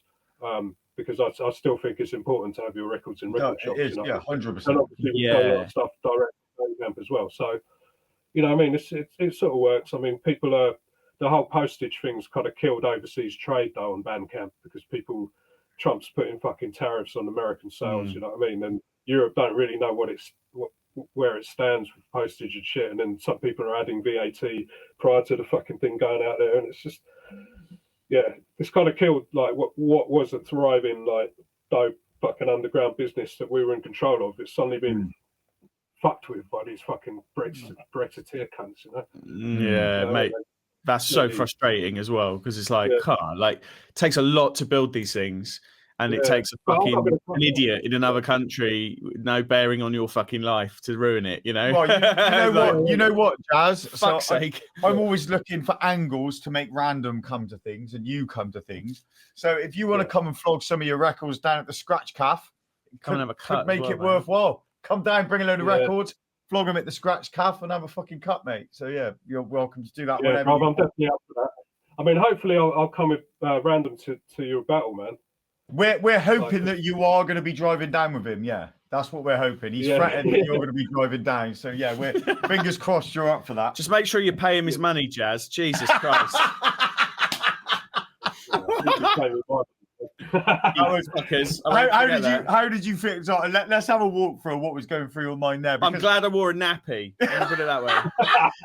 How many days have we been talking about this, Jazz? It's been about a week, isn't it? I bet he's loved it the whole fucking time. But he's been like, firing. Yeah, he has been. Do you know what? Do you know what? I absolutely love lying to people. Like fucking love lying to people. But morally, I don't like lying to people. So when I've got the chance to lie to them for good purpose, I did my mate's 50th birthday, and the lie was that we were going to meet at the Harvester. I don't eat meat, and he was having a party round from mine, and I was like part of it. So I spent the entire week calling him up, going, "Look, I don't eat meat. Why the fuck did you choose a Harvester for your birthday? You selfish cunt!" Right? And I was like, and then the day before, I was like, "Look, right, could you hurry up? I don't want to be watching you suck fucking ribs all night with your new spangly teeth, right? I want to be in and out. I got a shit going on, right? I cannot believe you booked the harvester. So I spent the whole week lying to him, winding him up about the harvester. And it's the same thing with you. I was walking up to Dan's going, right, okay. So yeah, what am I going to do? Am I gonna say to him, oh yeah, this random blag's gonna be really funny, mate. We've got something really good lined up. Am I gonna go? I was like, no, I'll do the best I ever. I was like, Dan, the random sketch is gonna be really boring. So I'm just gonna get it out of the way on the first one. They know each other. There's no trick here. We'll just get it out of the way first, and then we'll get on with the podcast. And then watching your face was probably the best thing ever. And I got to lie. You've damaged the circle of trust. Or strengthened it, maybe. I don't know. Yeah, exactly. Yeah. Funny, man. That was funny. Well, listen, mate. It's been a real absolute pleasure. It's been a real gift to hear. Thank you for having me, man. To hear some of the stories, man. And like, hopefully, we will see you at Unstoppable, mate. I think it's going to. I think it's going to be one of those like events that's just like, you know, like I kind of got to be at, like, you know, it's one of the like, you know, when I don't know in life, like lots of things in life are just hard. Yeah, like you just you try to do, you're knocking on doors, you're banging on this, you're trying to do this, la la la la. People in your way. The Unstoppable Battle has been like the polar opposite of that. Like it started as a chat on a podcast like this, right? That then snowballed out of nowhere, and then we applied for like finance from like the National Lottery.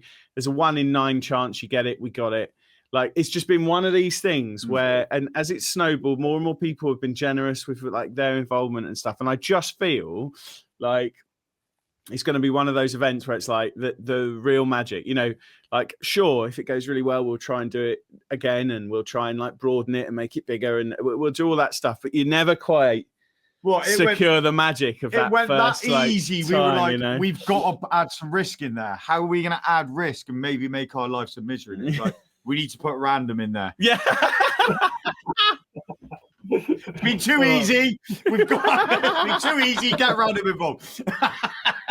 No, that's going to be amazing, man. Like, where is it? Lost Horizon or something? Or... Where we do the scratch calf. Yeah, man. And the funniest thing is, right, I managed to talk random. We're going to do a like, share, and comment competition. And I managed to talk random into being one of the prizes. Yeah. Now we're random. The winners of the like, share competition get to spend an hour with random. Life-changing shit, man. So hopefully it'll be an hour with you as well. Yeah. Actually, I've got an hour in the car with him, haven't I? Yeah, exactly. I'm on the way back. Nah, it's cool, man. All right, nice one. Listen, dude, I'm going to end the recording. Thank you so much for being a part of this, man. It's been a pleasure getting to know you a little bit, mate. Wicked. And yeah, man, we'll speak further at the battle. Yes. Definitely. Dude.